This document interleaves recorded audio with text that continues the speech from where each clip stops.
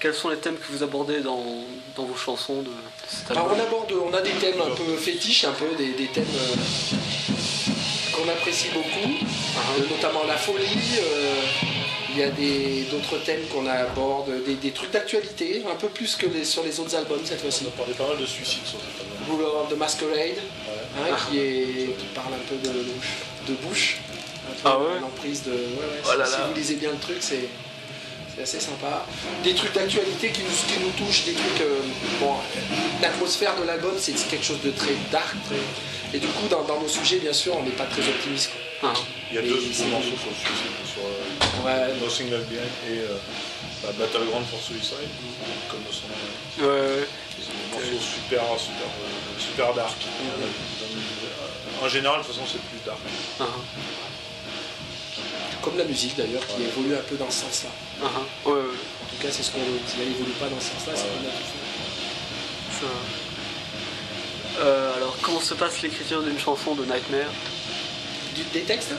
De l'ensemble, tu veux dire? L'ensemble, souvent, on part d'une idée riff guitare, que nous amène l'un ou l'autre, Franck ou Alex, et donc on la voit ensemble rapidement ensemble, comme ça on donne un peu un feu vert général du groupe. Bon, ce riff est bien, ce riff il est un peu faible, il rappelle un peu ci, un peu ça, tu vois, c'est un peu des trucs... on veut pas que ça ressemble à des morceaux qu'on a déjà fait, par exemple, du coup on trie quand même pas mal. Et après donc on fait un travail en parallèle où nous en parallèle, moi surtout au niveau des lignes de chant au départ, j'ai posé des lignes de chant dessus qu'on a modifiées en fonction d'Yves, de David, un peu on fait intervenir tous ceux qui sont prêts à travailler dessus. Et bien sûr on reste assez ouvert au niveau de la création des morceaux. Et après, donc, si on modifie, on est souvent amené à modifier les riffs même en fonction du chant et des accords et de ce que... Du coup, on refait un travail avec Alex ou Franck sur la composition du morceau. Et donc après le texte, c'est surtout Yves et moi, avec savoir que d'autres ont amené quelques idées aussi. On reste pas, on n'est pas fermé. Au contraire, moi j'aimerais bien des fois que les textes soient les autres qui les fassent après. C'est un gros boulot. Je me doute. Alors comment définiriez-vous votre style sur cet album en particulier? Je dirais modern heavy metal avec des pointes de trash. Dark musette. Voilà, il y a un petit côté trash quand même sur certains titres, dans un morceau comme Wicked White Demon, qui a un riff assez trash. Donc peut-être qu'il est plus power metal que l'album d'avant. C'est plus heavy metal sophistiqué parce qu'il y a des claviers, des choses comme ça. Là il est plus direct, plus heavy metal et plus... mais pas heavy metal traditionnel, c'est plus moderne. Parce qu'on a un peu du chant extrême, on a beaucoup de choses différentes que dans un type de metal pur. Parce qu'on a quand même des influences très variées. Et du coup, on va plutôt en effet dans ce style de musique, avec l'apport un peu et l'affirmation un peu des nouveaux membres du groupe. Avec le temps, ils s'affirment beaucoup plus, ils amènent beaucoup plus de compos, de trucs à eux, d'idées à eux. Et comme Yves est très mauvais guitariste, donc du coup, c'est vrai qu'on est influencé par ce qu'il nous amène surtout à la base. Moi, je sais pas gratter du tout, du coup, voilà. Mais je trouve que c'est une évolution qui est voulue et en tout cas qui nous reçoit, qui nous plaît bien. Parce que on sent vraiment l'atmosphère sombre. Vous avez enlevé tous les claviers, il me semble. Voilà, il n'y a plus de clavier et même les chœurs, on les a limités en des chœurs beaucoup plus rentre dedans et beaucoup moins philharmoniques. À la base, c'est quand même aussi pour que sur scène on puisse jouer quasiment l'album. Quand on balance, si on recompare par exemple avec Cosmovision, cet album-là, sans l'apport de clavier, sans balancer des samples, on ne peut pas faire des chœurs sur scène parce qu'on a vraiment des choristes classiques. Et là, à part avoir une chorale derrière, c'était pas possible. Donc là, on est revenu à un style où c'est de l'album sur scène, quoi. On est plus proche de ce qu'on peut donner sur scène, en tout cas, même quasiment totalement. Et du coup, on est plus fidèle sur scène à l'album. Alors, en parlant de vos influences, justement, quel groupe en particulier vous écoutez en ce moment ou vous influence vraiment sur votre musique? C'est varié, hein, ça dépend des Ça dépend des musicos.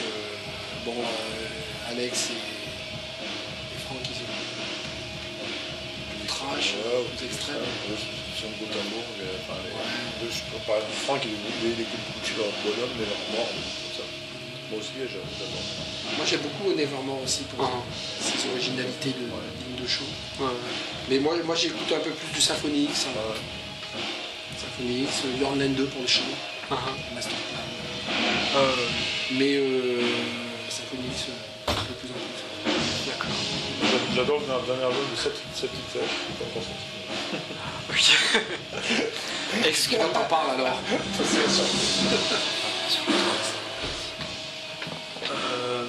Alors, est-ce que vous pourriez nous en dire plus sur le clip de Final Procession? Il serait composé d'images d'archives qui illustreraient l'aveuglement de l'humanité. Qui te dit de raconter ça? C'est pas encore sorti. C'est une exclue. C'est exactement ça. C'est un peu. On a illustré un petit peu l'ambiance du morceau. Par des images historiques, des images. Deuxième Guerre mondiale. Voilà. Et donc on est parti un peu là-dessus. Il est très violent. Oh là là. Super violent. Ah ouais. Comme l'album qui est plus violent. Là, il va être controversé, mais c'est ce qu'on veut. D'accord. On voit un cochon qu'on égorge, hein, c'est ça. C'est ça. Comment s'est déroulée votre performance au Hellfest? Ouais, c'était en 2006. Il y a un moment. Bah, très bien. Ouais. Très bien. C'était pour nous. Le Hellfest, ça a été l'occasion de jouer. On avait déjà eu l'occasion de jouer devant devant un public français nombreux. Mais là, je trouve qu'on a. En tout cas, moi, j'ai perçu ça comme quelque chose de très positif dans le sens où le public était vraiment avec nous. Et on a vraiment senti qu'il y avait quelque chose, qu'on avait un public et que. J'avoue que ça nous a encouragés à organiser, en tout cas à faire cette tournée française après à la sortie de cet album. D'accord. Alors vers quel style se profilerait le prochain album de Nightmare? Un son encore plus trash, un retour des claviers? Non, pas de retour des claviers. Non, on va rester dans cet esprit-là. Hein. Retour des claviers, on est définitivement anti, de toute façon.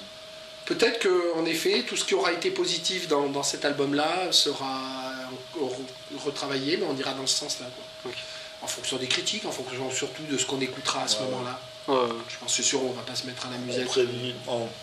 On n'a pas de règle établie, on s'enfonce compte de ce qu'on a envie de faire au moment où on a envie de le faire. En fait. On n'est pas collé à voilà, et il faut savoir qu'on n'a pas. On part pas sur un style préétabli en se disant bon, on veut un album comme ça. On écoute ce que nous proposent les musicos et ça passe ou ça passe pas.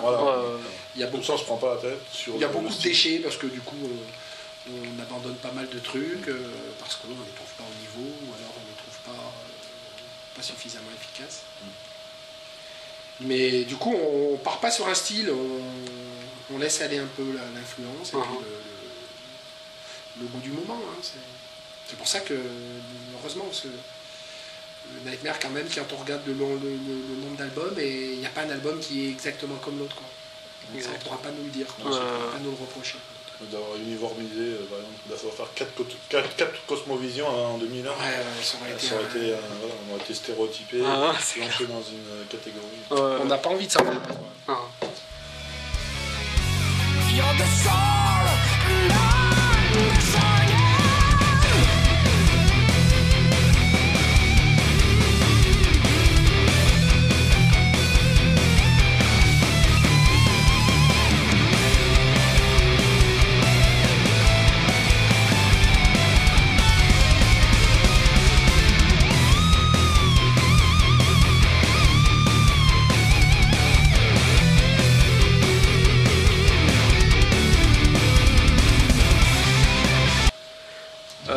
Alors, est-ce que vous songez à des invités, des collaborations futures? On l'a fait.